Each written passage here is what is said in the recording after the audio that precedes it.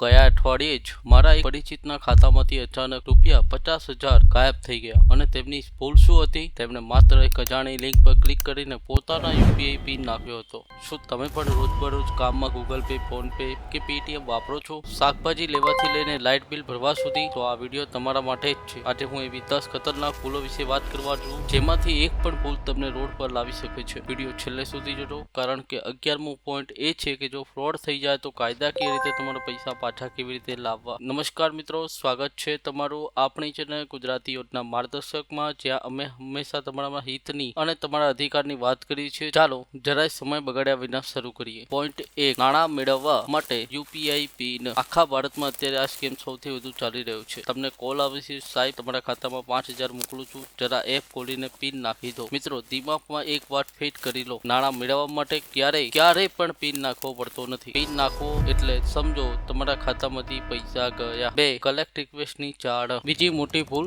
તમે કોઈ કામમાં વ્યસ્ત છો અને મોબાઈલ પર પોપઅપ આવે છે, રિક્વેસ્ટ ફોર ₹10,000. ઉતાવળમાં તમે પે પર ક્લિક કરી દો છો. કોઈ કસ્ટમર કેરવાળા તમને કહે એનીડેસ્ક અથવા ટીમ વ્યુઅર જેવી કોઈ એપ ડાઉનલોડ કરો તો તરત જ ફોન કાપી નાખો. આ એપ્સ રિમોટ કંટ્રોલ આપે છે, મતલબ કે તમારા ફોનનો પૂરો કંટ્રોલ એ હેકરના હાથમાં જતો રહેશે. તમારો ઓટીપી, તમારો મેસેજ બધું જ જોઈ શકશે.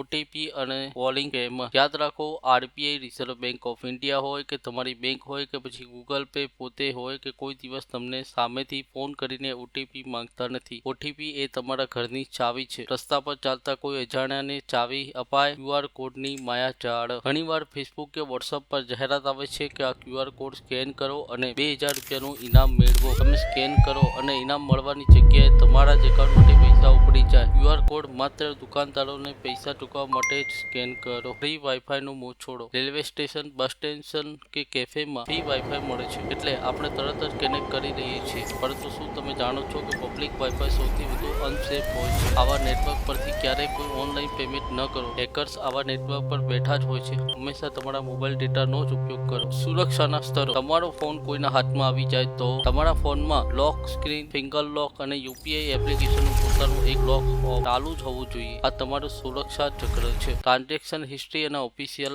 એપ. હંમેશા એપ ઓફિશિયલ પ્લે સ્ટોર કે એપલ સ્ટોર પરથી જ ડાઉનલોડ કરો. ટેલિગ્રામ કે ગૂગલ પરથી મળતી એપીકે ફાઇલ ક્યારેય ઇન્સ્ટોલ ન કરો. બીજું, દર મહિને તમારી બેંક પાસબુક અને યુપીઆઈ હિસ્ટ્રી ચેક કરવાની આદત પાડો. અને હા, સમય તમારી યુપીઆઈ પિન બદલતા રહો. જો ફ્રોડ થઈ જાય તો કાનૂની પગલાં શું? હવે સૌથી અગત્યની વાત, ભગવાન ન કરે પણ જો તમારી કે તમારા પરિવારમાંથી કોઈ સાથે આવો ફ્રોડ થઈ જાય તો ગભરાવું નહીં. સૌથી પહેલા ભારત સરકારના સાયબર ક્રાઇમ હેલ્પલાઇન નંબર 1930 પર કોલ કરો અથવા cybercrime.gov.in પર ફરિયાદ નોંધાવી તમારા પૈસા પાછા મળવાના ચાન્સ વધી જાય છે. તમારા હકો જાણો અને જાગૃત રહો. મિત્રો, ડિજિટલ દુનિયામાં સાવચેતી એ જ સૌથી મોટી સુરક્ષા છે. તમને આ માહિતી ઉપયોગી લાગી હોય અત્યારે જ વિડીયોને તમારા ફેમિલી વોટ્સએપ ગ્રુપમાં શેર કરો, જેથી કોઈ નિર્દોષ છેતરાય નહીં. વિડીયો ગમે હોય તો લાઇક કરજો. તમારા કોઈ પ્રશ્નો હોય તો નીચે કોમેન્ટમાં પૂછો અને આવી જ સાચી અને સચોટ માહિતી માટે ગુજરાતી યોજના માર્ગદર્શકને સબસ્ક્રાઇબ કરવાનું ભૂલતા નહીં. મળીએ છીએ આવા વિડીયોમાં નવી માહિતી સાથે. ત્યાં સુધી સાવધાન રહો, સુરક્ષિત રહો.